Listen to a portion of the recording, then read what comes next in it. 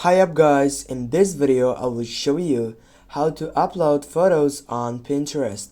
Firstly, get up into that application and then just simply click on your profile icon on your forge selection right down, and when you get up right there, click on the plus icon on your right side, and here as you can see you have two options. You need to choose the first one, which is pin, and here guys you can choose the photo that you want to upload it on your Pinterest site.